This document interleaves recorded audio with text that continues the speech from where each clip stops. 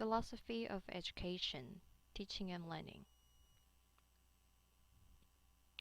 What is learning? In its broadest sense, learning is the changes of a behavior which result from experiences and includes the retention of learning or memory as the process of remembering. Learning is not easy for students to do because it requires knowledge acquisition, inference, updating or refinement of knowledge base, acquisition of heuristics, and etc.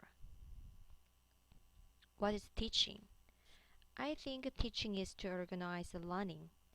That's why teachers have lots of jobs to do for effective learning.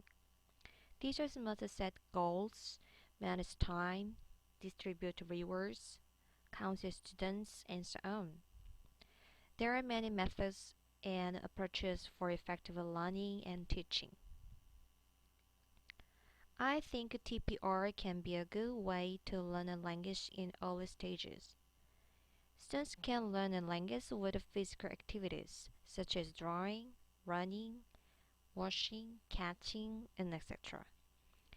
It means learning by doing.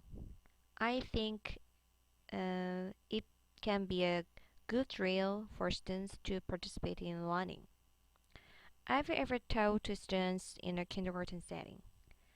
I taught songs with interesting actions. They loved singing a song with the dancing, and they get easily what they are learning.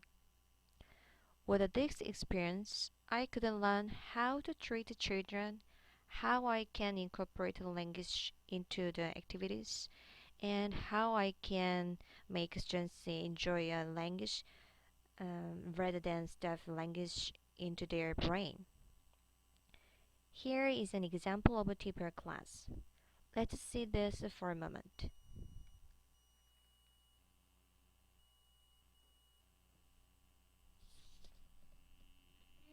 Hello. Okay. Now we're going to do a little story. Okay. Now you do it with me. Okay. You do it with me. Now say hello to your mom. Hello. Say hello to your mom. Hello. You are hungry. A TPR sequence is demonstrated. The children listen and do the movements accordingly. The sentences are repeated several times. In the beginning, it's important to maintain the order.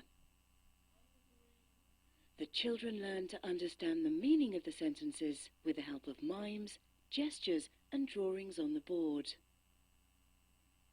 Doing the movements themselves is an important memory aid. Show the plum to your mom. Your mom says,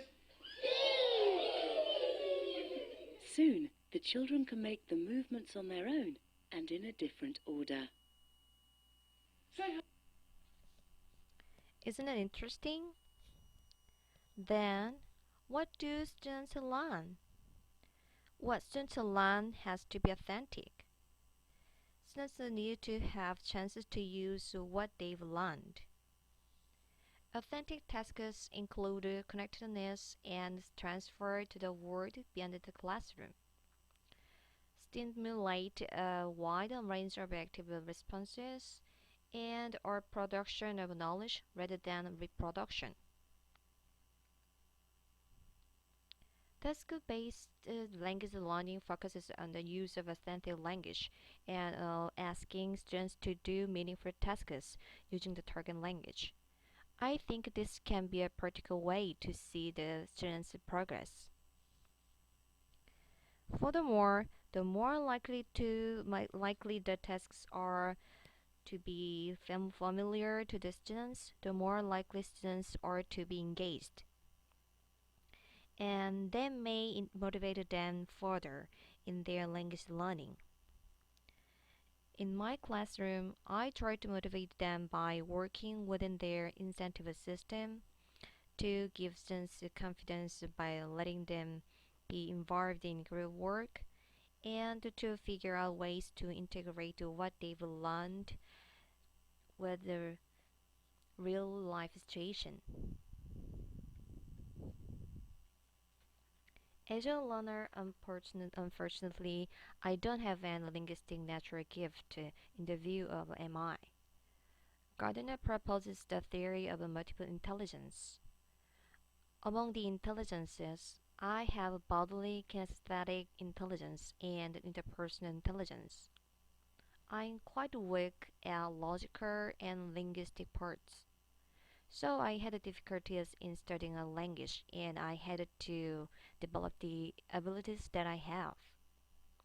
With this experience, I'm trying to understand, model, organize, help, advise, coach, encourage, and counsel my students. Here there's a chart that shows multiple intelligences. Which intelligence do you have? Logical or musical? Considering all of this, I think a good teacher should have the ability to communicate with students, teach not only textbook materials but also the truth that's happening outside, and be a great model to his or her students. So, a teacher should have background knowledge, professional skills, and personal qualities.